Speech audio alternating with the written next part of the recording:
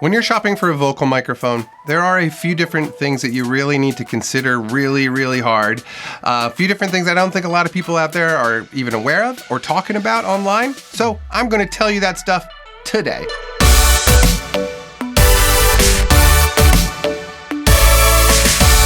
So the very first thing you need to consider is, do you want a dynamic microphone or a condenser microphone? Now, I have made a much more in-depth video on this particular topic, dynamic versus condensers.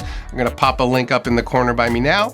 So check that out if you want like the full version of this. But anyway, the big thing you need to be considering between the dynamic and the condenser microphone is what kind of space will you be using that microphone in. If your room is treated with acoustic panels and carpets and all that kind of stuff, then you're probably going to be fine with a condenser microphone. If your room is completely untreated, you probably want to buy a dynamic microphone. The reason being is that dynamic microphones, like the good old SM58, remember the SM stands for studio microphone, they are very dependent on the fact that you just be right up on top of them. The farther you get away, the less they pick up, okay? So, meaning that a dynamic microphone in an untreated space is not gonna record as much of that space as a condenser microphone will. The condenser microphone is designed completely different to do a much different job. But one of those things that it will do is record all of the room reverb, all of the slapback coming from the ceiling and the walls from your own voice. So when you go down to mixing time, it can be a real challenge to get a good tone out of a condenser microphone that's been placed in a poorly treated or completely untreated room, okay? So that's point number one, and that's number one because I do think that's the most important one. I think a lot of people just want to buy condensers because they look cool, but if you are more concerned with quality, don't underestimate the good old SM58 because that thing is truly great and you can get a lot of good recordings out of that single microphone, especially on vocals. The next thing I want to discuss are the details of a microphone. By that, I'm talking about the T's, the S's, the breath sound, the grindy sounds, the really intimate personal sounds that every singer has their own set of, and how whatever microphone you're thinking about buying listens and records those sounds, okay? So it's really crucial that you are able to hear those things when you listen to a recording, okay? So you need to think specifically about those sounds. This is something you're going to have to train yourself to listen to. And this is something that I've just recently, maybe in the last few years, gotten much better at. And that's because I got an AKG 414 XLS here in my studio. Now, if you don't know, I do this thing on every Monday where I record an original song and it comes out Monday evening. And throughout the last year and a half, we'll call it, I have used several different microphones. Everything from the SM57 to an AKG 414 XLS, and a bunch of condensers in between, and a bunch of dynamics in between, okay? So one of the things that I've really learned by getting this 414 XLS in here is the way that particular microphone records the details of my voice, and all the instruments that I use it on, but specifically my vocals. It is so gorgeous. It is so deliciously great. That thing, there's just something about the quality of those sounds. And when you really are good at listening and hearing those things, those are the little details that make a great vocal performance. It's just like, it's the icing on the cake. It's the really sweet stuff. When you can hear that breathy tone, and that breath sound has a great tone to it. Now, this is very subjective. I can't tell you what you're gonna like, obviously. However, when you're listening to reviews online, when you're listening to demos or whatever, these are the things I really want you to listen for in those reviews of vocal microphones. It's very important, and I think widely ignored by pretty much everybody else who talks about this kind of thing.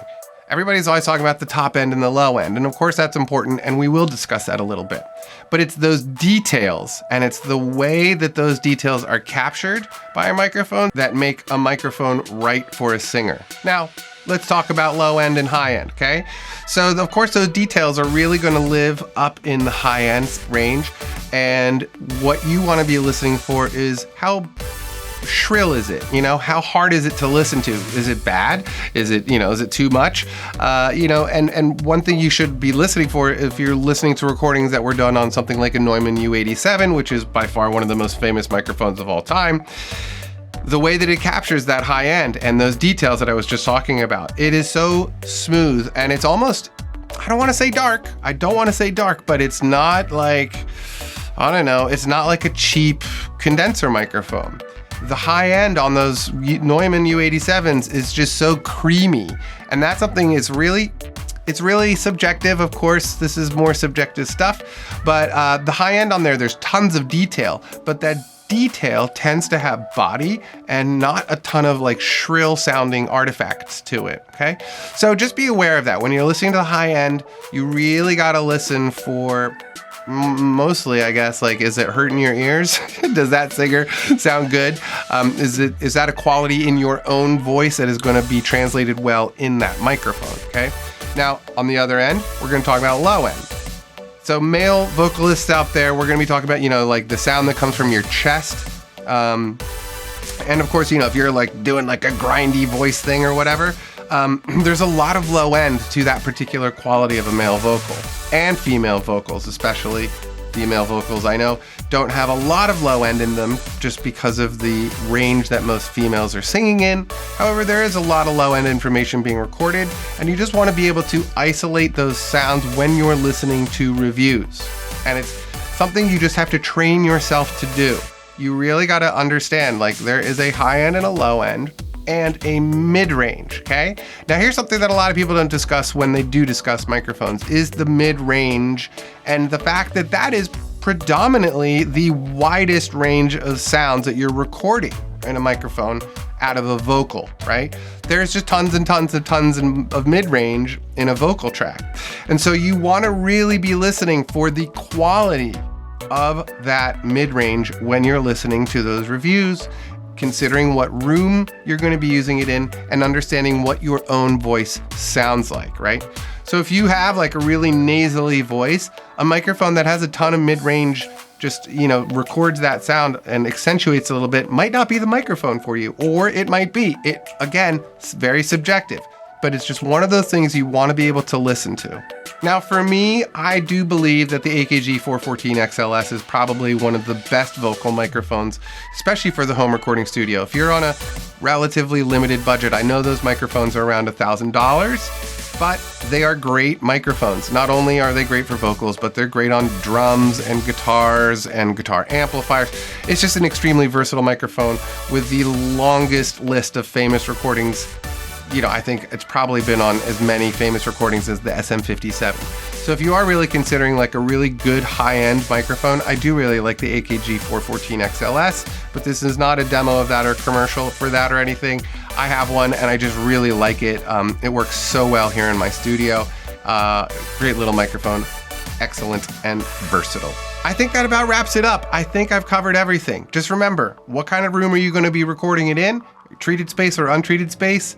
You really want to listen for those details. You definitely want to be listening for that mid-range and of course the high ends and lows. But I think the most important factors out of all that I just spoke about, what kind of space you're going to be recording in, how the details are captured, and what's the mid-range like on that microphone. I think those are the most important things. So that's what I want you to really consider when you're listening to a microphone review. All right, you guys, I think that covers about everything I wanted to discuss. So thanks so much for watching. If you really want to help me out, please hit that subscribe button. It really, really does help. The notification bell that we're always talking about here on YouTube. And if you want to go that extra mile, find my Patreon page. Those guys over there get all sorts of exclusive content that don't come out on YouTube, and more detailed reviews and more stuff, just more stuff. So if you want to go the extra mile and get stuff for it, find my Patreon page. That's it. All right. Peace and love.